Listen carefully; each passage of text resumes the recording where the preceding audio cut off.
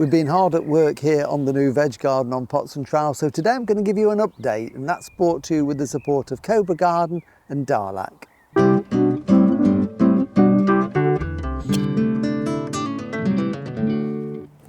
Hello and welcome to Pots and Trowels. Well, welcome to our new vegetable garden, which is still, as you can see, under construction, but we're getting on really well. We've worked really hard over the last couple of weeks.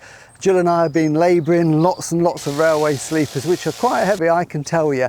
And we've decided to put in raised beds in this area. And the reason for that is this was just a piece of lawn that was in total shade when we came here. That is the remains of a large ash tree. You can see the size of the stump there that's clothed in ivy.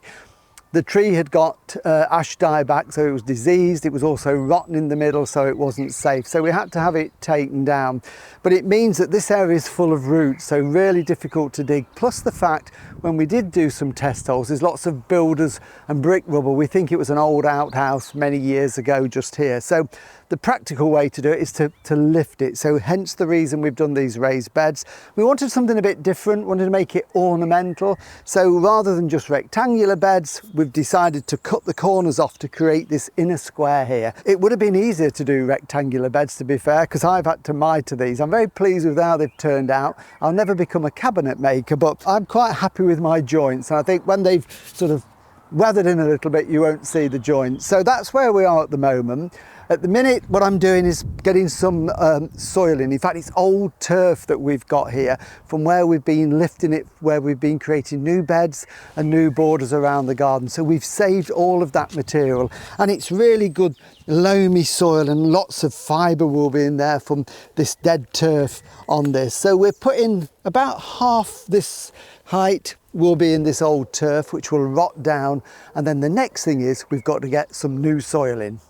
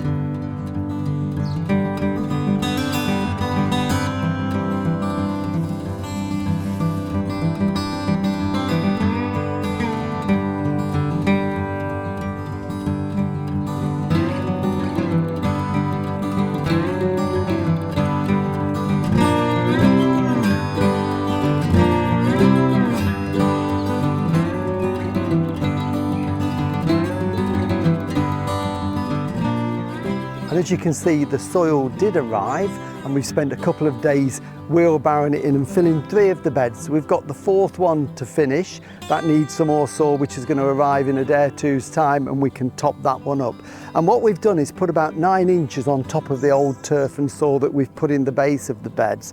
It's really good soil. It's come from Norfolk, from Plant Grow. I wanted good soil for the vegetables, and what they do is they mix good quality riddled topsoil with this, and this is their organic mulch, which is basically composted rye and maize. It's actually been through an anaerobic digester, so it's been used to generate electricity. So this is the byproduct, and they mix this and the soil together, and this is the end result. We get this wonderful, friable, well-drained soil that is going to grow amazing vegetables. So filled up, what I've done, because here we are now, you know, we're in the 2nd week in May. Normally I would have quite a little bit planted in the vegetable garden, but we're only just ready for it. So I've been growing things, started them off, if you remember, several weeks ago in the greenhouse. So we've got various things that we're growing. We've got salads, we've got legumes. I've started onions like that. We've got brassicas to plant. So I can get some planting done fairly quickly, and I also held back some seed potatoes. So it's ready to go. I'm just now itching to get planting. So this is a broad bean. This is one called Robin Hood, one of my favourites. It's a dwarf one, only grows about 14-15 inches tall, but it has the most amazing pods of broad beans in. So we've got the soil, we can now get planting and look forward to tasty veg through the summer.